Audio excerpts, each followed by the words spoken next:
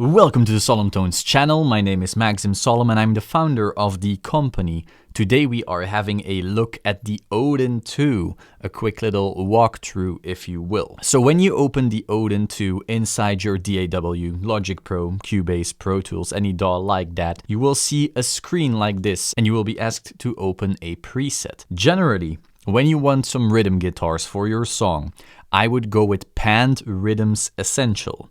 Now, if you only need one guitar, you can go for Guitar 1 or Guitar 2. And if you want to pan two guitars the way you'd like, you just open two tracks, one with Guitar 1, one with Guitar 2. Personally, I always use Panned Rhythms Essential because this is how I would pan guitars in a typical metal or rock song. And then you can also choose Panned Leads Essential for if you want those guitars to be less panned, for example, for some lead part. Panned Rhythms Expanded and Panned Leads Expanded are here if you want to use all the articulations inside the program. Now, usually for your typical riff or your typical chord progression or anything like that, you will not need the expanded. And so it's useful to only load Essential to make sure that you're not loading so many samples and hog CPU and RAM and so forth for no reason. However, if you feel like, hey, there's some key switches that I don't have access to with Essential, you could always load Expanded. So once you've loaded your preset, this is the screen you see. We have three main buttons right here. The first is Swift. Swift mode basically allows you to program the fastest way.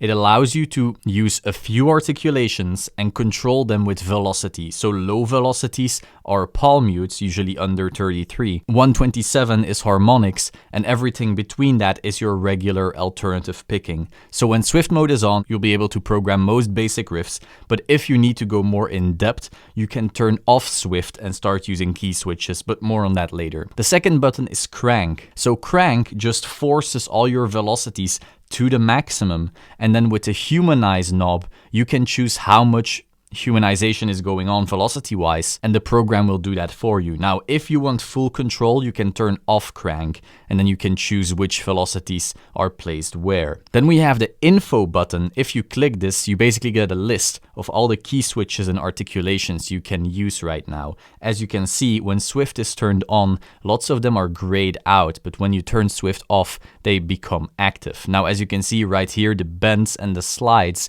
are not active because you need to load Expanded for those. But overall, if you're just looking to program some basic riffs, you won't even need all this. Just have Swift mode on and everything is very, very easy. Then we have Advanced, but more on that later. We also have the Humanize knob. This will basically randomize velocities for you so you don't have to. Personally, I put it anywhere in this range and I just let the program do whatever it wants to do. Now we also have this Active Key Switch pane. This will tell you which key switch is activated. So if you notice this changing when you don't want it to, you may want to check out your notes to make sure that nothing weird is going on. Now let's get into the tutorial part of this walkthrough. We have Odin loaded.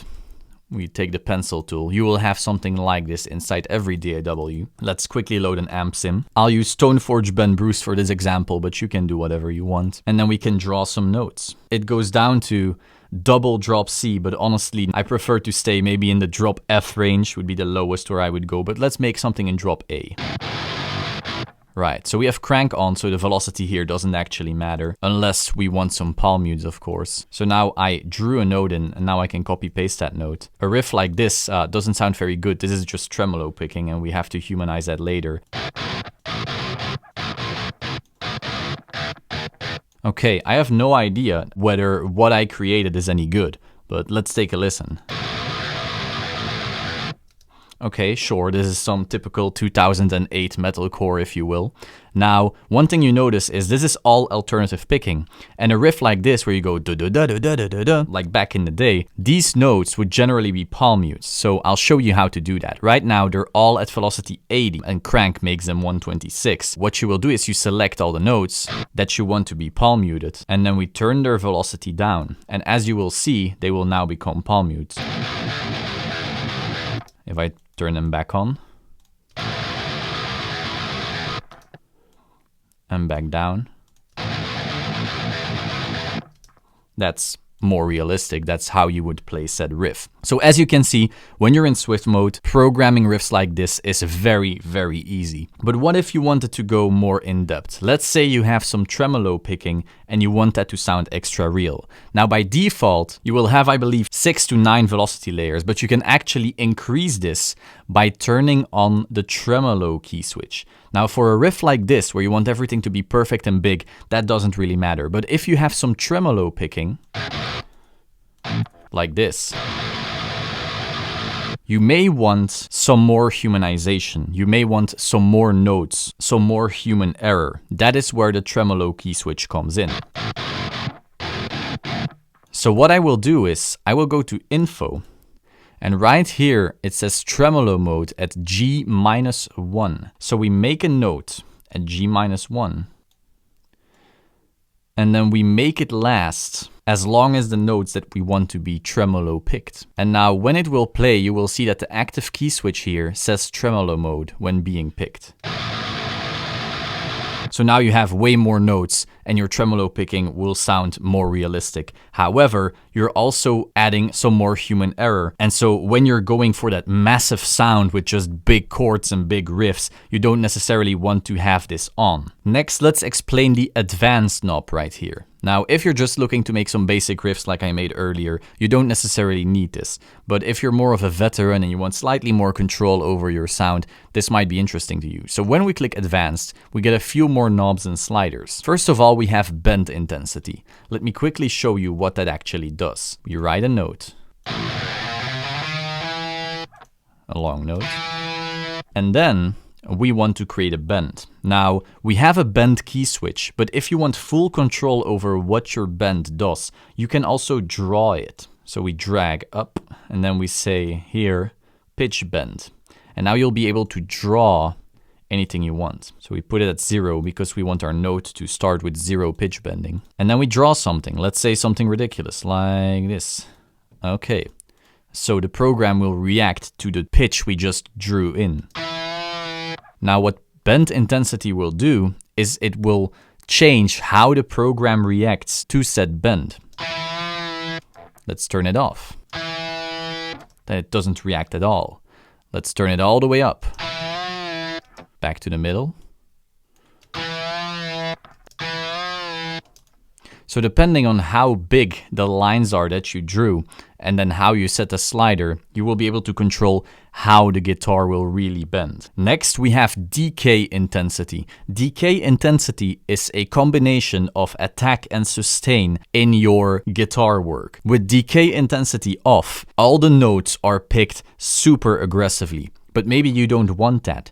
Maybe you are going for some softer riffs, maybe some clean guitar, some ambient guitars. That's when you may want to turn up that decay intensity. It will soften the pick attack and slightly add some more sustain to notes. Then we have tremolo intensity. Tremolo intensity will control how hard tremolo mode ruins your notes. So when you want something to be as human and thus flawed as possible, you turn up tremolo intensity, and then when the tremolo key switch, G-1, is activated, there will be more human error inside your notes. Now, as you turn this down, you weaken this effect. The next button we have in advanced mode is force phase. Force phase basically gets rid of any phase issues you may have had in the past with previous Odin versions. Now usually this didn't come up, but since notes are tracked so perfectly, it did happen for some people from time to time. And so by clicking force phase on, you shouldn't have any issues when you would have had them in the past. Next we have raw mode. Raw mode adds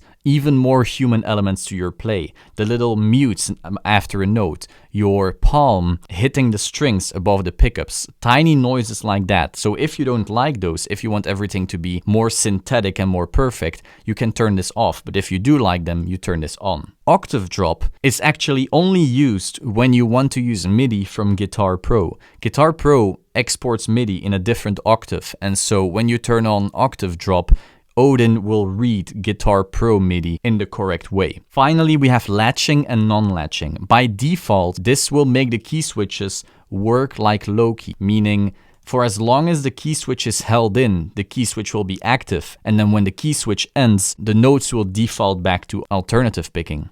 However, If you would like that to work differently, for example, you want to click your key switch once, for example like this, and then have it be active for the rest of the song, you can turn this the other way, and that's actually how Odin used to work key switch wise. However, as I said before, generally you won't need all of this. Personally, when I write a metal or rock song, I just work with Swift mode, with my palm mutes, my regular notes, maybe drawing some bends, and that's that. This was my walkthrough for Odin 2. I hope you enjoyed it. If you did and you want to program some guitars, don't forget to pick it up at the link in the description, solemntones.com, and I hope you have a wonderful day.